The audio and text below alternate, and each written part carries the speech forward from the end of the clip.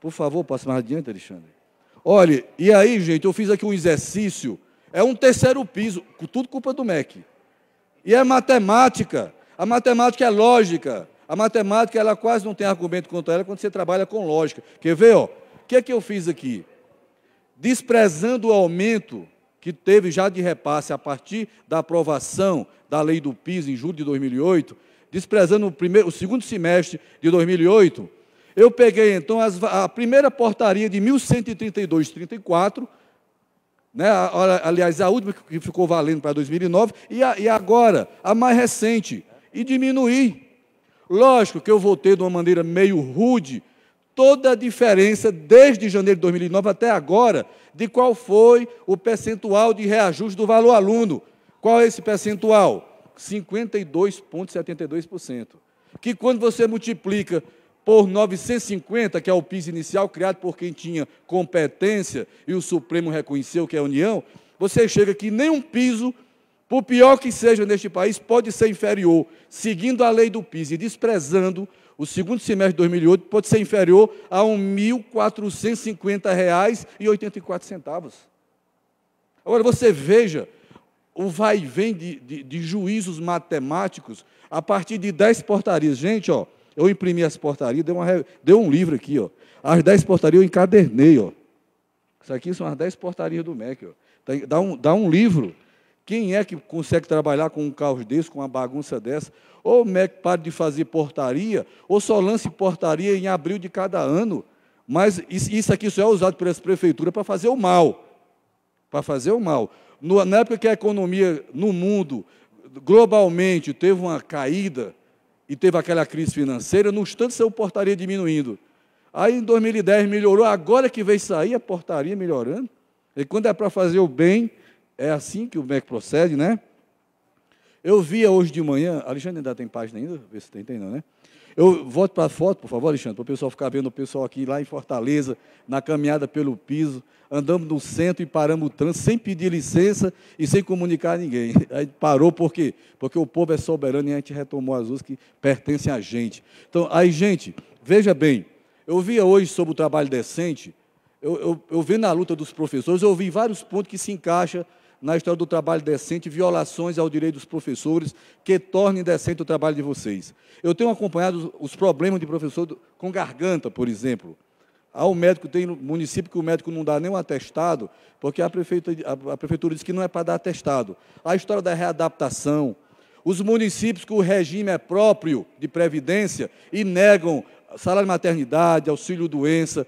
Às vezes o servidor fica afastado 6, 7 anos para homologar uma aposentadoria e pagando previdência quando não podia. E eu vi pelas diretrizes da OIT que os benefícios sociais, se não forem respeitados, atenta contra o trabalho decente, né? A história da ampliação de jornada, onde muitos municípios e estados pegam o professor que tem 100 horas, dá mais 100, para que esse professor não vá nem para a Assembleia, para que não faça greve, e que em dezembro de cada ano fique em dúvida se vai ou não receber ampliação, e aí esse professor resta dominado, sem poder nem exercer a cidadania, né? A questão da lotação. Lá no Ceará, todo ano, chega janeiro, o prefeito muda todo mundo de lugar, todo mundo com medo, sem ter nenhuma fundamentação para mudar todo mundo de lugar e transferir pessoas, passa a ter a ver com a questão do trabalho decente, né? Então, eu deixaria aqui, gente, para finalizar, alguns encaminhamentos, né? Para os sindicatos, cobrar essa diferença retroativa, entrar com ação de cobrança, cobrar 1/3 da jornada, porque está valendo. Se os governadores não obtiveram 6 votos, então a lei está valendo, ela não foi banida do ordenamento jurídico. Então, é entrar com ação de cobrança, né? As federações... Oi? Sim, vou falar... certo, Helena, já coloco. As federações, nós estamos fazendo experiência no Ceará hoje com o Ministério Público Estadual.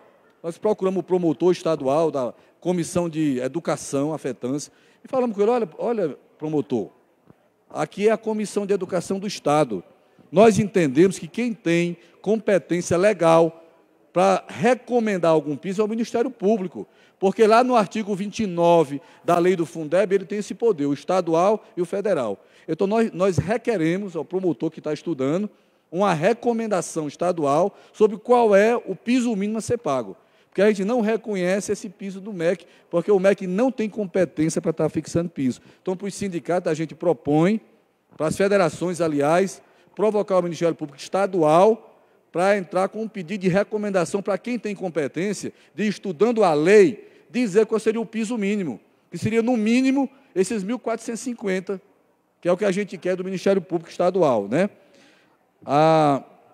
Então, para Confetão, já coloquei, que era representar contra o MEC, em relação à história do MEC parar de fixar piso e discutir essa mesa, porque se não tem lei dizendo quem vai ser a mesa, não tem nenhuma lei dizendo que tem que excluir a confederação também.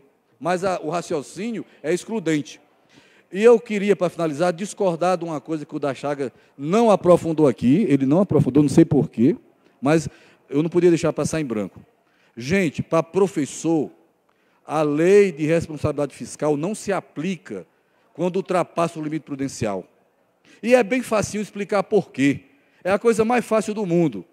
Olha, o artigo 60 da Constituição Federal, né, o inciso 12 diz, é constitucional, que no mínimo 60% do repasse do Fundeb tem que ir para a remuneração de vocês. A LRF, que é a Lei de Responsabilidade Fiscal, ela é uma lei complementar. Então, o que é que você tem? Quando uma lei complementar entra em conflito com a Constituição, quem é que prevalece? Adivinhe, quem prevalece? Então, essa conversa da LRF é furada, não se aplica, porque a Constituição é maior. A Constituição é a lei fundamental, é a lei mãe.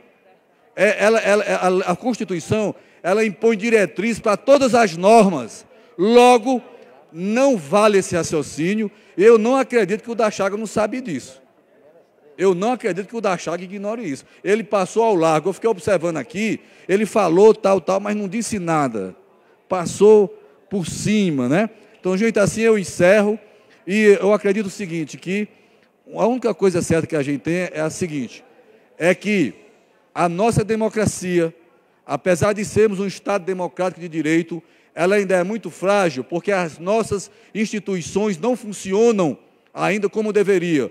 O Ministério Público é fraco, o Judiciário é fraco, os tribunais de contas são politiqueiros, o próprio Supremo Tribunal é politiqueiro.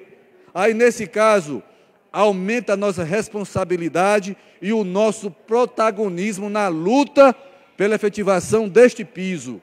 E nós já sabemos que justiça social, ela não vai ser concedida, ela deve ser construída com a nossa participação. Muito obrigado.